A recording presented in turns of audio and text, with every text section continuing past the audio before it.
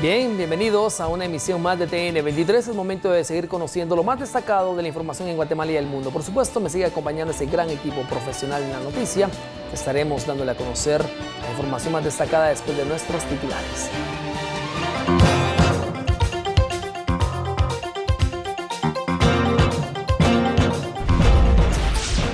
Desarticulan estructura criminal sindicada del tráfico de migrantes. Capturan a presunto líder. Trabajadores de la CID protestan para exigir el pago de salarios atrasados. Crisis se agudiza en la institución. Ejecutivo respalda posible acuerdo entre PGN y Terminal de Contenedores Quetzal. Fiscalía contra la impunidad ratifica solicitud de antejuicios contra 2 diputados implicados en caso Plazas Fantasmas. Instituciones a cargo de la atención de Jerez Jutiapa tienen hasta el 4 de julio para presentar presupuesto. Atentado en aeropuerto de Estambul deja más de una treintena de muertos y al menos un centenar de heridos.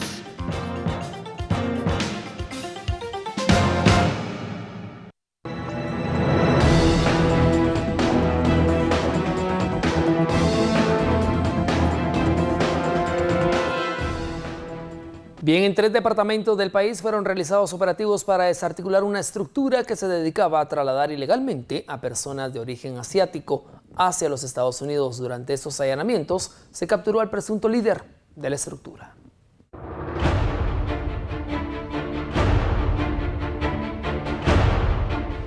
$16 allanamientos fueron realizados por la Fiscalía contra la Trata de Personas del Ministerio Público y agentes de la Policía Nacional Civil en los departamentos de San Marcos, Jutiapa y Guatemala. El objetivo de los operativos era desarticular una estructura criminal que operaba de forma internacional, trasladando personas de manera ilegal hacia los Estados Unidos. En un hotel ubicado en la 14 calle y tercera avenida de zona 10 capitalina, fue capturado el presunto líder de la banda, quien es de nacionalidad peruana.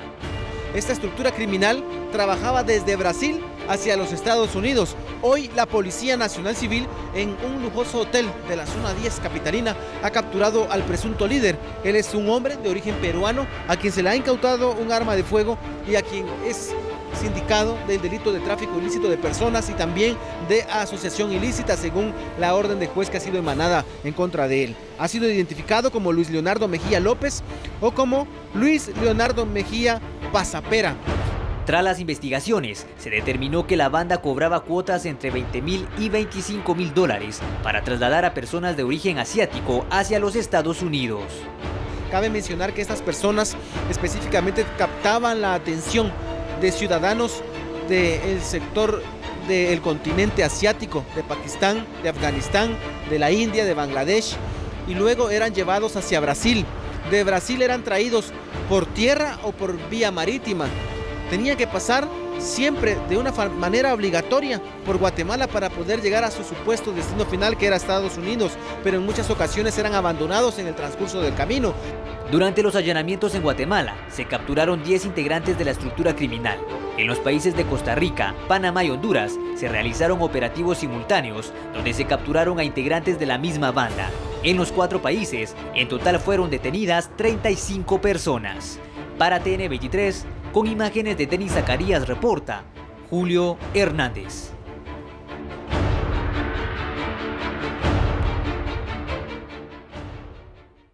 Bueno, instituciones que se dedican a trabajar temas de migrantes en Guatemala ven con buenos ojos las acciones emprendidas por las fuerzas de seguridad en relación a la desarticulación de esta estructura dedicada a la trata de personas.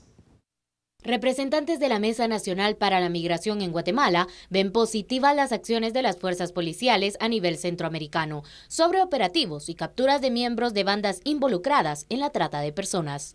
Este operativo hace alusión a cómo llegan a nuestro continente personas transcontinentales, ¿verdad? De África, de Asia básicamente, y que son las que son cooptadas por el crimen organizado para ser víctimas de explotación sexual. La información que tenemos básicamente es la del Ministerio Público y la que circula en los medios de comunicación, ¿verdad? Hay espacios geográficos de nuestro país donde ha sido mayor cantidad de personas identificadas. El departamento de Escuintla es uno de los departamentos que repuntan en los temas de violencia sexual y trata de personas, hablando de población migrante. Los operativos fueron de forma simultánea en Guatemala, El Salvador, México, Costa Rica, Honduras y Panamá. Dentro de la evidencia incautada están remesas que se han cobrado, nombre de personas víctimas de trata de personas, algunas que están desaparecidas, y también dinero en efectivo como vehículos que están siendo puestos a disposición de los tribunales de justicia para un futuro proceso de extinción de dominio, si así la investigación lo evidencia.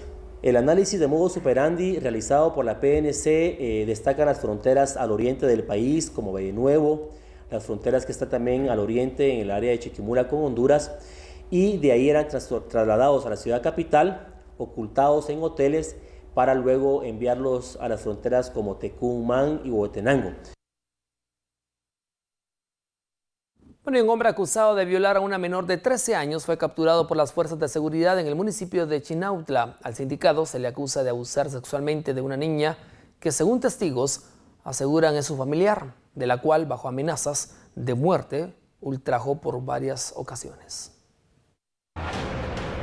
En una vivienda ubicada en la Manzana K, colonia Villas del Milagro, Chinautla, fue capturado el presunto responsable de abusar sexualmente a una menor de 13 años desde el 2014.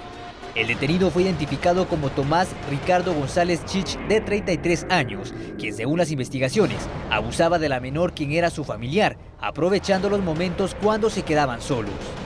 Durante el allanamiento realizado por los fiscales del Ministerio Público y agentes del Departamento de Delitos Sexuales de la Policía Nacional Civil, a González se le incautó una pistola calibre 9 milímetros, la cual tenía el registro alterado.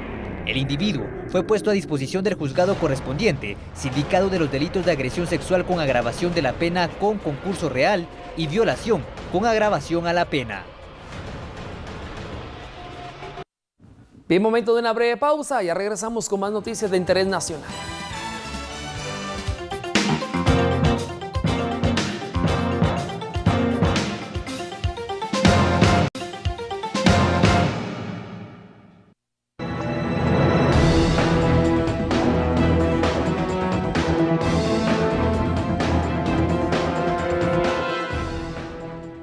Bien, continuamos con más noticias y ya sea quincena o precisamente fin de mes, a los trabajadores de la Superintendencia de Telecomunicaciones en Guatemala, SIT, les da lo mismo, pues no han recibido salario desde hace más de 100 días, aproximadamente 6 meses. ¡Que nos paguen! ¡Que nos paguen! ¡Que nos paguen! ¡Que nos paguen! ¡Que nos paguen!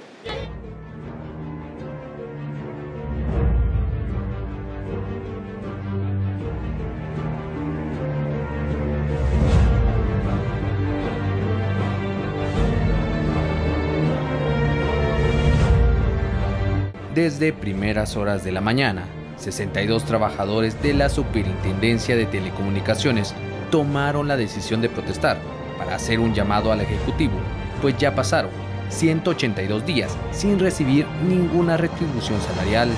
Para Ana Beatriz Folgar y Araceli Zamora, esta situación les atrajo más problemas, pues adquirieron deudas y están a punto de ser sacadas junto a sus hijos de las viviendas que alquilan.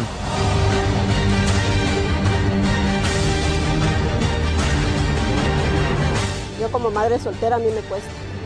¿Los servicios de agua luz Bastante, porque ya me quieren sacar de donde yo vivo, ¿verdad? Por lo mismo, que no se ha pagado.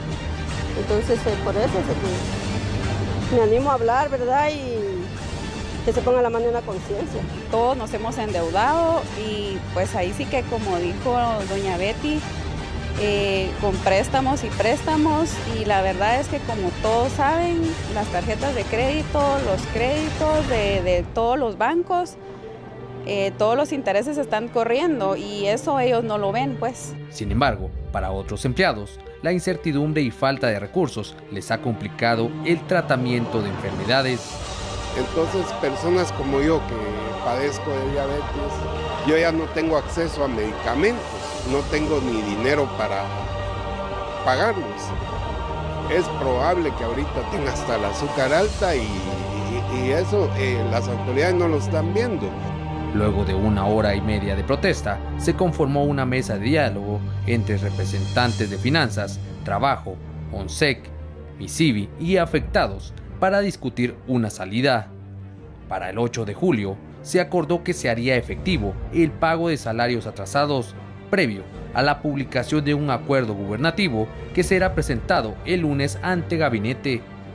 Porque no se han interrumpido sus funciones, la gente sigue trabajando normalmente. En cuanto al recurso, el recurso está disponible, simplemente había sido un tema legal por el cual no se había resuelto la situación. Nosotros estamos estimando que con todos acortar los plazos dependiendo de la firma del acuerdo y poder estar honrando el pago alrededor del 8 de julio o antes si fuera posible. Por aparte, 32 trabajadores serán evaluados por ONSEC y la CID para determinar su contratación.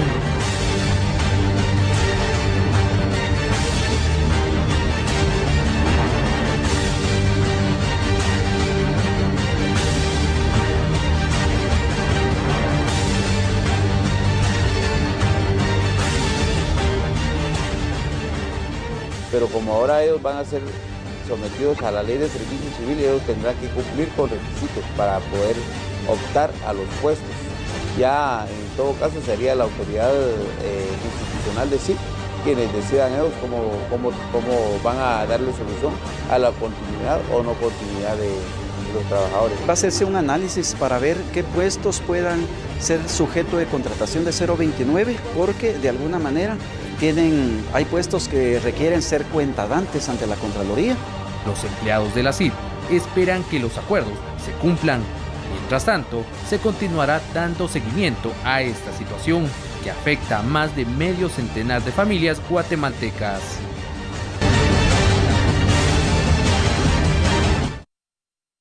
Bien, y le damos a conocer una información que se ha generado precisamente en los últimos momentos, y es que la Dirección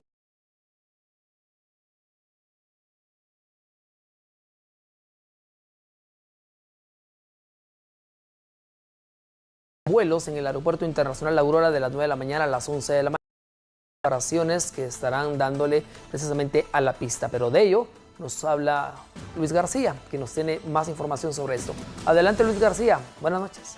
Buenas noches, Axel, es un gusto saludarte y de igual forma usted, amigo televidente, que se informa a través de TN23. Efectivamente, como has mencionado, Axel, la Dirección General de Aeronáutica Civil ha dado a conocer a través de un comunicado que se ha divulgado a través de la Secretaría de Comunicación Social de la Presidencia de la República que estos días que mencionabas, el 29, miércoles 29 para ser precisos, el jueves 30 de junio y el viernes 1 de julio, se estarán realizando trabajos muy importantes en las calles de rodaje.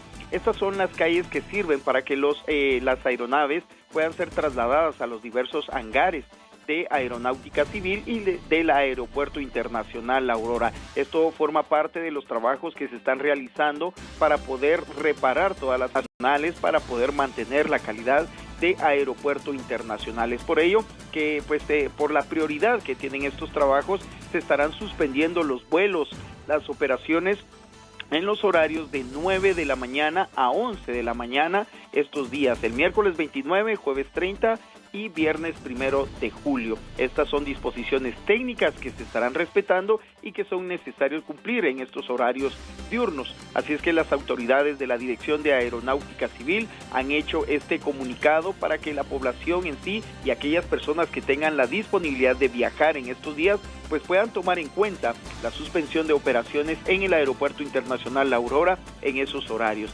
Estas las líneas aéreas han sido ya informadas acerca de estas disposiciones y en consenso con cada una de las líneas aéreas pues se tomó la disposición de suspender las operaciones estos días y en los horarios antes mencionados. Con esta información, con estos detalles acerca de la suspensión temporal de operaciones en Aeronáutica Civil y en el Aeropuerto Internacional Aurora, volvemos al set principal de TN23 contigo, Axel Cardona. Gracias, Luz García. Ya escuché usted, amigo televidente, los vuelos están suspendidos 29 y 30 de junio, asimismo el 1 de julio, de 9 de la mañana a 11 de la mañana. Esto a raíz de que se consensuara las reparaciones precisamente de la pista para que usted pues también tenga un aeropuerto debidamente pues en buen estado, por supuesto, ya que es internacional, tal y como lo da a conocer Luis García en este caso. Así que seguimos con la información, y es que la gestión que realiza al frente del Congreso de la República, Mario Tarracena, es calificada por muchos como un verdadero show, mientras que por su parte, diputados parecen no respaldar la decisión de tratar el tema de reducción del 10% de incremento salarial a las personas presupuestadas. Aunque la Junta Directiva del Legislativo habla de ordenar la casa, uno de los sindicatos corroboró que el presidente del organismo, Mario Tarracena, autorizó aumentar el salario desmedido a una de sus personas más cercanas, según el secretario general del Sindicato General de Empleados del Congreso de la República, SIGECOR. Por ejemplo, a la licenciada Larrazábal le aumentaron ahorita a partir de marzo 7.800 quetzales aproximadamente. Se supone que Junta Directiva había hecho un acuerdo en donde ya no se iban ni a contratar personal 011 ni a dar aumentos, ¿verdad? Cosa que se está desmintiendo en este momento, el doble discurso del señor presidente. ¿Y ella qué cargo tiene? Ella es asistente de presidencia. La Corte de Constitucionalidad le dijo que no al presidente del Congreso cuando presentó una acción para dejar sin efecto el pacto colectivo que él también avaló en el 2005. Estas condiciones de trabajo incluyen un aumento del 10% al salario de los empleados bajo el renglón 011, refirió el SINGECOR. Más que una administración hacia el organismo, ha sido un show, ha sido un circo. El que el presidente esté tomando estas acciones. Recordemos que las acciones que ha tomado el presidente se han revertido. Mire, tal vez no rencor y odio, pero sí nos damos cuenta que no es una persona preparada para dirigir un alto organismo. Al frente del Congreso tampoco parece tener respaldo, como lo demostrado en la sesión extraordinaria de este martes. Con 81 votos en contra, los diputados decidieron no conocer el tema de los trabajadores, como claramente muestra el tablero. Pero antes, presidente, entonces dice, esta Procuraduría General de la Nación, en cumplimiento del artículo 457 del Código Penal, procederá a plantear las denuncias penales contra las personas que resulten responsables. El presidente, entonces, ¿qué? ¿Está recomendando hacer una negociación? ¿O nos vamos a ir a la vía de la conciliación o nos vamos a ir a la vía penal? Yo creo, señor presidente, que valdría la pena, dado que existe un cambio en la Procuraduría General de la Nación, que ustedes nuevamente pidieran una opinión a la Procuraduría General de la Nación, porque la actual procuradora sí no está actuando políticamente, porque la Constitución establece que la PGN es la asesora de todo el Estado de Guatemala. Bueno, y es posible, o el posible acuerdo que se podría realizar entre la Procuraduría General de la Nación y la empresa TCQ es respaldada por el mandatario de la República, Jimmy Morales. Si a ambas partes, de una forma transparente, les conviene que las instalaciones de TCQ puedan funcionar, yo creo que es algo que nos conviene a todos. Así se refirió el presidente Jimmy Morales, al cuestionarlo acerca del posible acuerdo que se podría alcanzar con los propietarios de terminal de contenedores Quetzal y la Procuraduría General de la Nación, quien aseguró no tendría incidencia en el proceso que se ventila en los tribunales de justicia. Si nosotros logramos que la justicia sea pronta y cumplida, que se castigue la corrupción y que no se permita la impunidad, y el Estado de Guatemala o cualquier otra entidad pueda hacer uso de las instalaciones de forma transparente para poder pagar las deudas que se están contrayendo también con ese bien en buena hora. El pasado 2 de junio el Ministerio Público solicitó la extinción de dominio de TCQ, con lo que buscan sea trasladado a favor del Estado, argumentando que está vinculado a actividades ilícitas.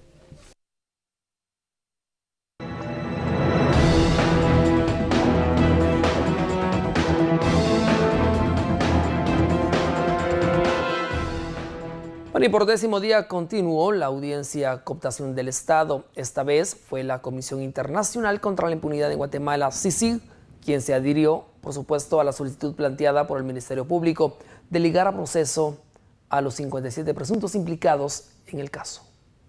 En la 10ª jornada del caso cooptación del Estado, la Comisión Internacional contra la Impunidad en Guatemala se pronunció y se adhirió a la solicitud del Ministerio Público de ligar a proceso a los 57 sindicados.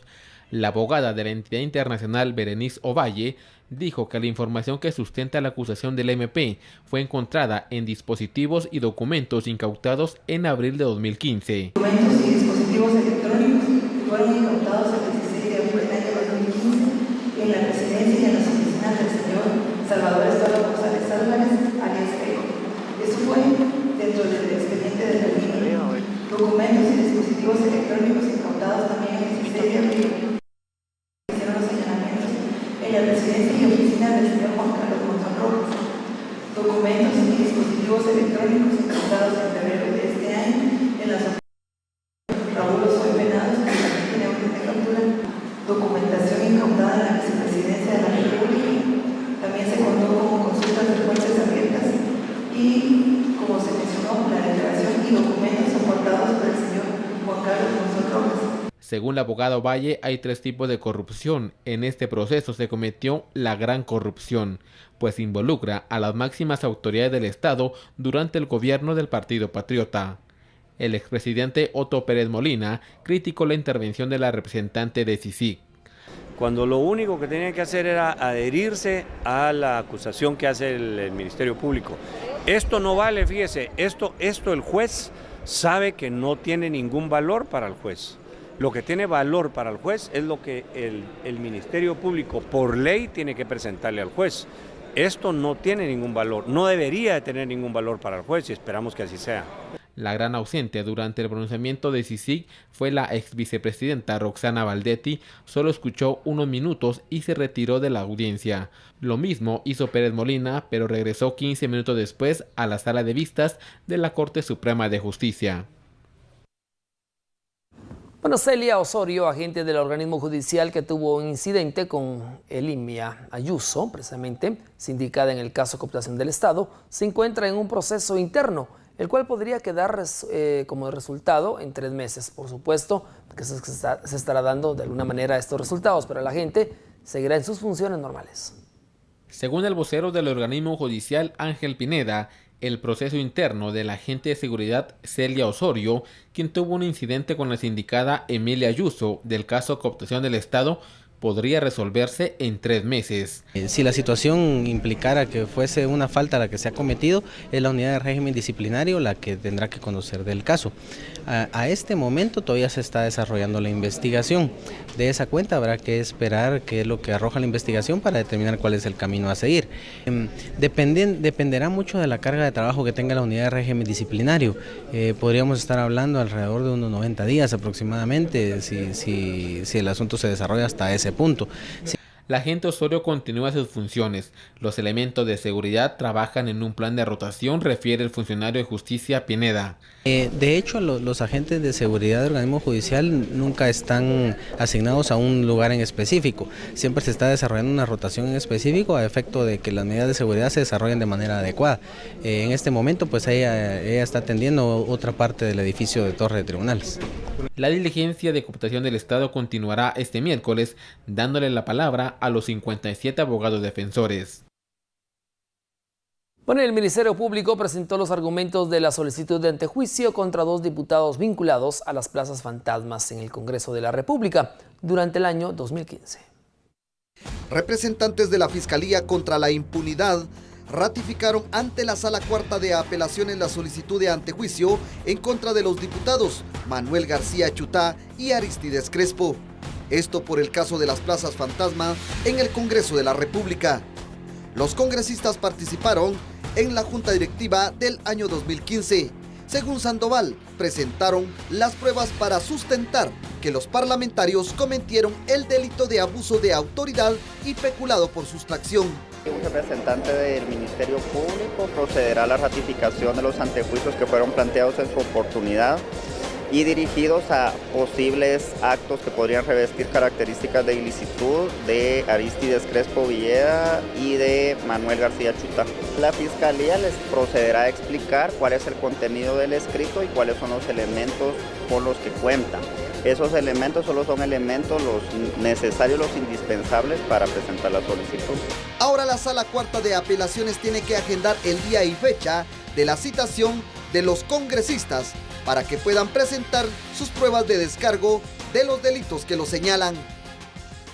Momento de una breve pausa, pero ya regresamos con más noticias de interés nacional. Ya volvemos.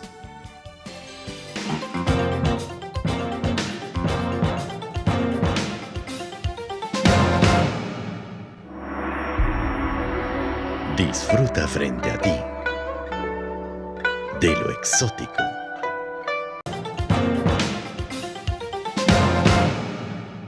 Bien, continuamos con más noticias. Las entidades asignadas para atender la emergencia derivada en Jerez, Jutiapa, tiene pocos días para la elaboración del presupuesto para la atención en la zona afectada.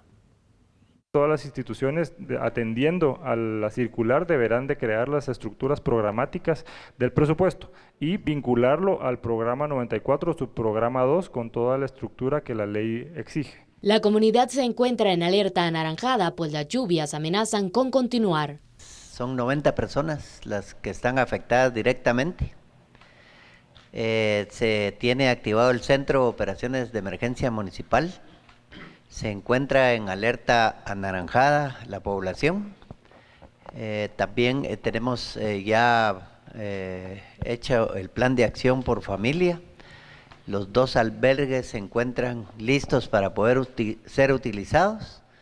Y tenemos personal tanto del ejército, policía, instituciones de gobierno y la población civil ya con el plan de acción.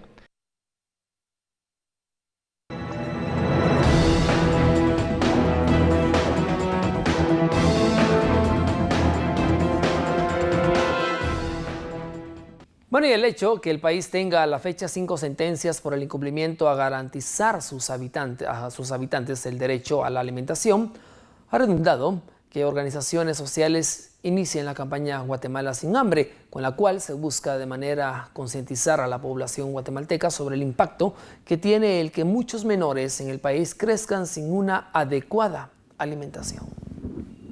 Diversas organizaciones sociales, bajo la campaña Guatemala sin hambre, han dado a conocer las inminentes consecuencias penales a funcionarios por incumplimiento de 5 sentencias contra el Estado guatemalteco, esto por violar el derecho a la alimentación en el municipio de Camotán, Zacapa.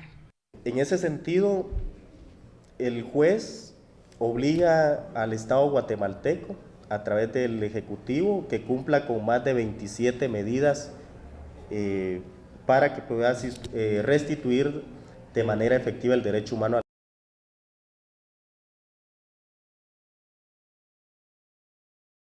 la atención médica, otras que llevan a restituir de manera adecuada el derecho a la alimentación, como el acceso a la tierra, el acceso a activos productivos, el acceso a educación, el acceso a empleo, a capacitación para el empleo y a la creación de empleos en esos territorios. Y una tercera que tiene un impacto más a nivel nacional, que es la creación de un protocolo de atención a la niñez que pueda estar en riesgo o se esté violando el derecho humano a la alimentación por el Estado guatemalteco. Según lo han indicado estas agrupaciones, la Corte de Constitucionalidad ha ratificado 3 sentencias en donde se hace una interpretación de las obligaciones del Estado respecto a cumplir los derechos humanos para menores y adolescentes. Nosotros estamos pidiendo, exigiendo que se apruebe el protocolo de actuación que permitirá colocar las rutas para atender alrededor de los 3 millones de niñas y niños que se encuentran en desnutrición crónica y aguda. En el otro sentido es que estamos exigiendo para la aprobación de la iniciativa 4084, Ley de Desarrollo Rural Integral, que fue consensuada desde el 2009 y que nosotros no estamos de acuerdo con su tergiversación estabilización o disminución, porque las políticas que se están ofreciendo ahí podrían acometer la problemática de la alimentación en Guatemala de fondo. Bien, los diversos factores que han incluido a través de la historia o han influido, por supuesto, a la fecha, siguen afectando para una división en la sociedad guatemalteca. Fueron abordados en un conversatorio cuyo fin es la búsqueda de mecanismos para integrar a los guatemaltecos en búsqueda de soluciones a las principales problemáticas. Organizaciones ciudadanas realizan primer conversatorio para analizar la situación del país y para ello entregan la primera propuesta denominada Guatemala merece un destino mejor, que estarán socializando posteriormente y en donde se resalta que el país necesita una reconciliación nacional, pues consideran que se encuentra dividida. De 30 años en los cuales todos estamos conscientes que la política pues ha dejado mucho que desear, que ha fracasado en su responsabilidad de llevar equilibrio a la sociedad, de satisfacer las grandes necesidades del pueblo. De tal manera que desde esa perspectiva nosotros pensamos que este era un momento oportuno para fijar una posición ante esta coyuntura.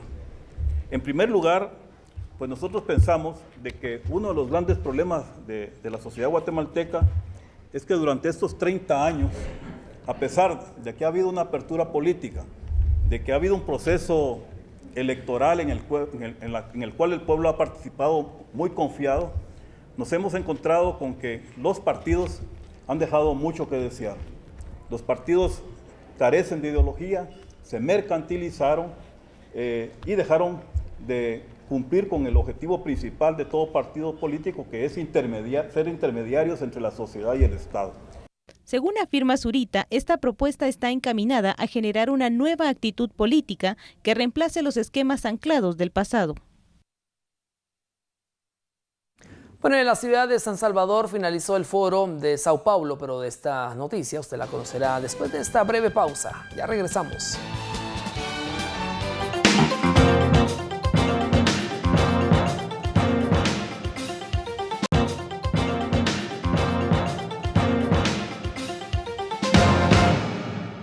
Bien, estamos de regreso con más información y es que en la ciudad de San Salvador finalizó el foro de Sao Paulo que reunió a líderes políticos de izquierda de diversos países. Fueron 23 resoluciones tomadas en el foro de Sao Paulo luego de las diferentes reuniones que mantuvieron durante 4 días en El Salvador integrantes de movimientos de izquierda del mundo. Uno de los principales temas discutidos fue el rechazo a la creación de comisiones contra la corrupción, como la CICIG. De hecho, el líder y secretario general del partido FMLN, Medardo González, advirtió que se trata de esquemas políticos intervencionistas, que más bien lo que hacen es debilitar y están evidenciando que usan a Guatemala como un laboratorio político. Una lucha en la cual los pueblos, sus organizaciones políticas y sociales y los gobiernos que defienden los intereses populares se enfrentan a las más poderosas fuerzas del mundo, pero cuyo poderío económico y militar no podrá contra el poder de la razón, de las ideas y de los más altos valores de la humanidad. En el foro se hizo énfasis a la independencia de los pueblos y a la lucha en contra de la ofensiva imperial y en contra de todos estos métodos. Como comunidad, se sumen a la lucha y demanda de sus derechos y denuncien la política injerencista del gobierno de Estados Unidos hacia nuestros países. Esta fue la edición número 32 del cónclave, que logró reunir a unos 500 políticos de izquierda.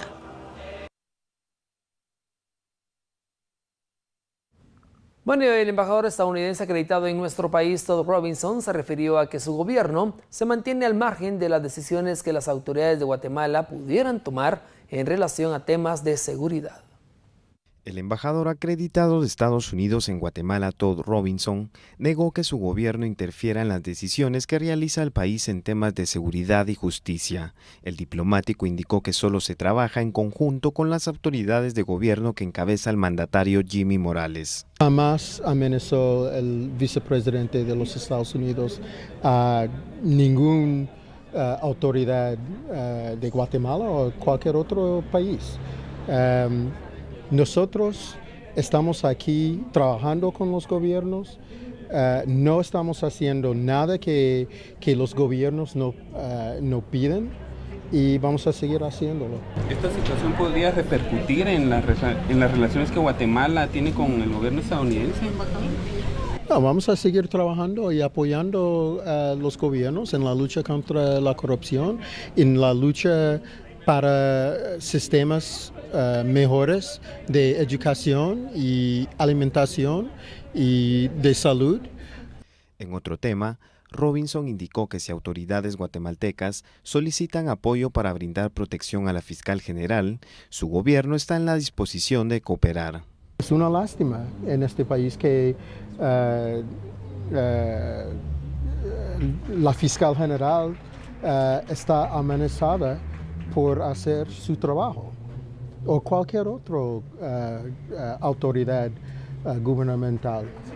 Vamos a trabajar y cooperar con el gobierno aquí. Si ellos necesitan ayuda, vamos a considerarlo y vamos a ayudar si podemos. Bueno, este día se registró un atentado terrorista en el aeropuerto de Estambul, en Turquía. Hasta el momento se contabilizan 38 personas fallecidas y más de un centenar heridos.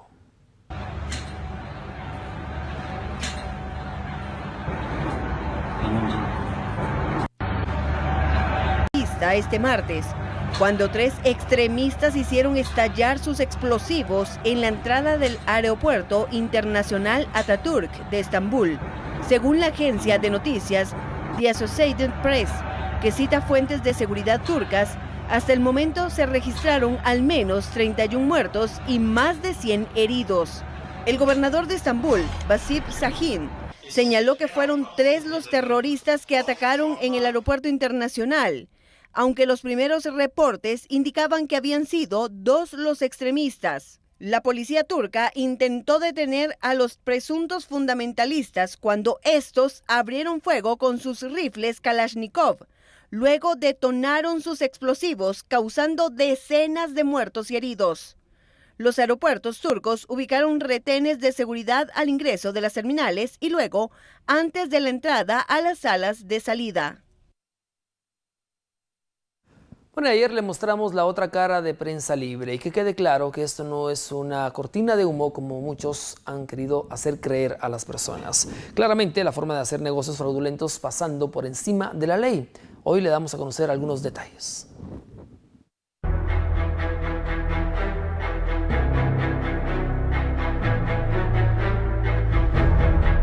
Ayer, en la otra cara de Prensa Libre, la publicidad gubernamental ha sido una parte vital para sus ganancias, no solo por el medio escrito, sino por la televisión por cable y su empresa de impresión. Esta última incluso, en los últimos 10 años, ha obtenido ganancias millonarias con la impresión de libros de texto del Ministerio de Educación.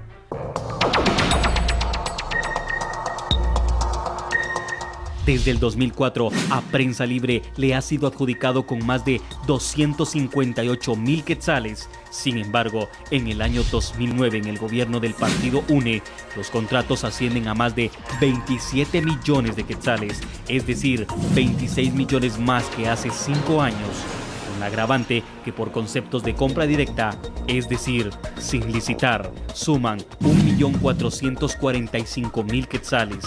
Ya en el 2012, en el gobierno del Partido Patriota, solo lo ha adquirido a Prensa Libre, suman un total de 40 millones de quetzales y de estos sin licitar, 36 millones de quetzales. En resumen, lo total de lo adjudicado a Prensa Libre en 10 años suma más de 105 millones de quetzales, de los cuales fueron sin licitar son cerca de 60 millones.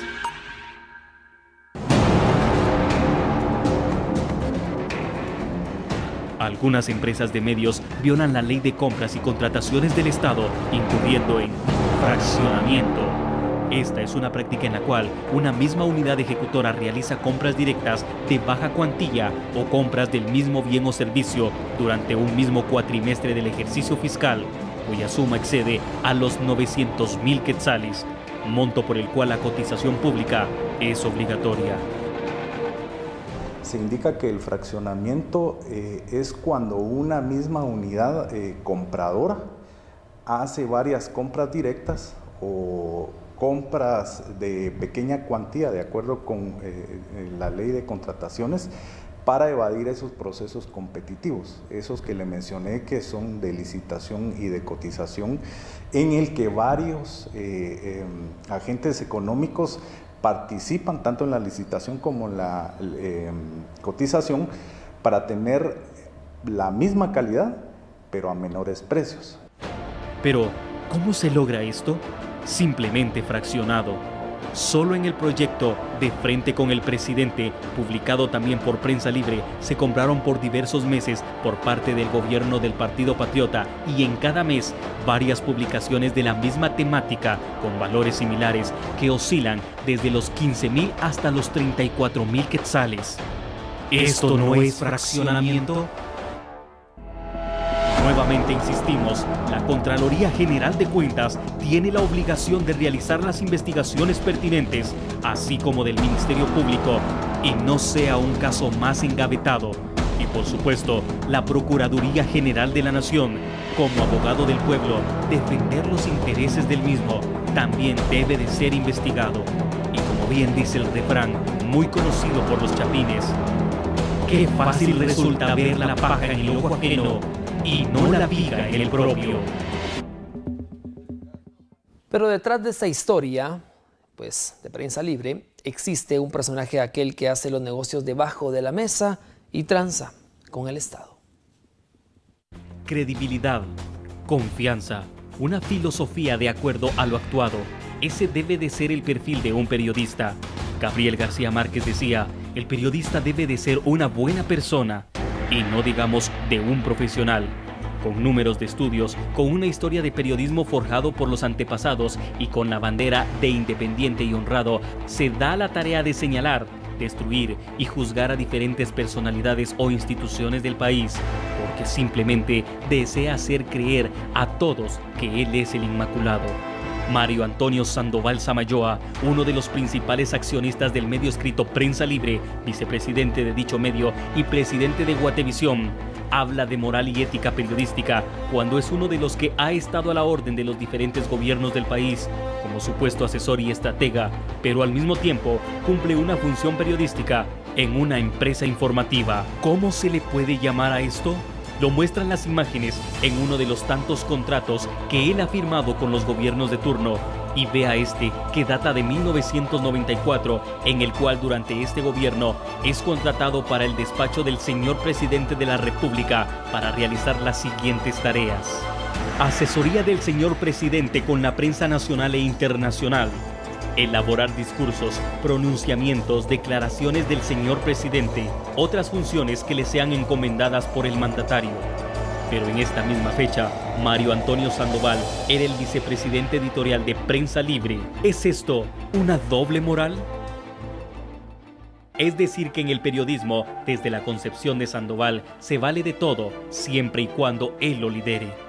Un diario cuyos fundadores siempre señalaron la importancia de seguir su código ético profesional interno, donde la honorabilidad, la independencia y la verdad deben de ser los eslabones más importantes para informar. Ahora, muestra que uno de sus accionistas más juega a los dos bandos. Por un lado, asesora a gobernantes, pero por otro, también les vende publicidad y a saber qué otros negocios.